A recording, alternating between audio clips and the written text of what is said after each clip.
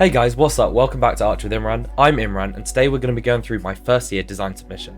Now, hopefully this will be really helpful if you're deciding whether or not you want to study architecture, or say you've started first year and you want to get an understanding of what kind of stuff you'll be asked to do at the end of your year. So without further ado, let's get into it.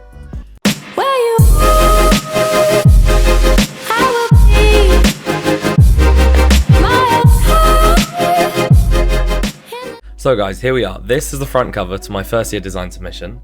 Now, this was based on a road called Albert Road, which is one of the main roads in Portsmouth, and it was a pottery studio. So I've done a really quick table of contents, and I talk about the brief that we were tasked to create a creative space in Portsmouth to enable artists to make work and contribute to the environment. So I've also highlighted the key client and users of the space, as well as some key tools that you use for ceramic work. Now, we go into the site analysis where I've looked at the sun path, the bus routes, and the local zones and what kind of industry they were in. So whether that be restaurants, residential, or commercial.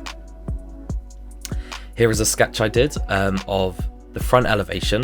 Now, this was quite a pain to do because we had to measure them as best as we could to determine how big they were going to be. I then went into Photoshop and did a watercolor effect. So if you guys want a tutorial for this, let me know. But this is a really simple texture, and I kind of embraced this watercolor splatter throughout my whole first year submission. We also did sections either side of the plot, just to show the kind of side elevations of the buildings either side. I next did a photo montage, as well as, like in my recent project, I like to show design development. This shows that the idea has constantly changed and that you've improved it over time. I then talk a little bit about my design changes and why I changed them. And then we go on to the floor plan. So to do this floor plan, what I did was I made it in SketchUp. These are all textures and renders straight from SketchUp. And then I put it into Photoshop and added things like the door lines. Now, the point was this front half of the building was a gallery, and you could go around and see works that had been done within the studio. There is a small storage room and there are toilets. Now, by talking to the lecturers, you kind of get a different understanding of the way to lay things out. So for example, my toilets originally opened straight outwards, and I was advised that it's not really sanitary to have toilets opened onto a eating area, so I had to do this recess. There's a small cafe area with seating here and seating outside. It's quite a small building, but the point was it was supposed to bring a sense of community to the area. And then if you go upstairs, you have the elevator here, or you can go up the stairs, and there is a small workspace for 3 to 4 artisans. There's also a kiln and another toilet, as well as an office space. So this is good for talking or discussing ideas, etc.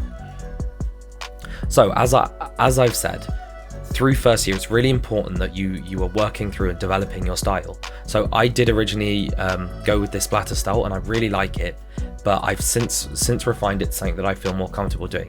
But you will see in my recent, for example, site analysis, I do use these splatter brushes still within my work.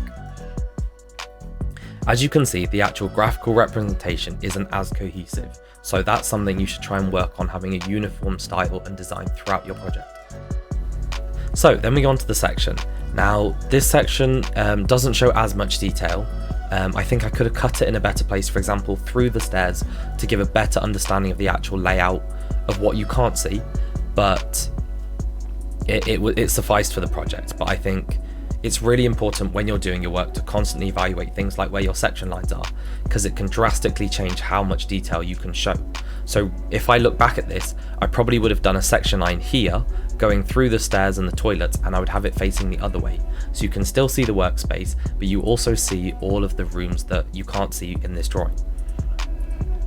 And then here, finally, we have some serial views, interior serial views, and I did these using Unreal Engine. Again, if you guys want a tutorial, let me know. It's a really easy program, and you simply just import your SketchUp file.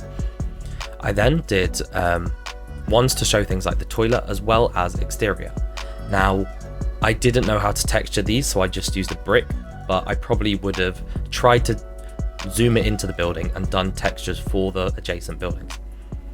I also have a number of model photos, so these were my development sketch models, and we have an initial site model we made out of wood in the workshop. That is all for this project.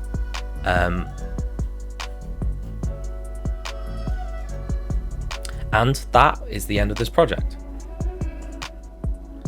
So thanks for making it to this part of the video. Before you guys click off, I do want to make a quick point. It's really important to not compare yourself to others, and because there are going to be people that have got much stronger skills in different areas. So for example, someone may be great at graphical representation, someone else may be better at design. It's really important that you constantly go through and only compare to yourself.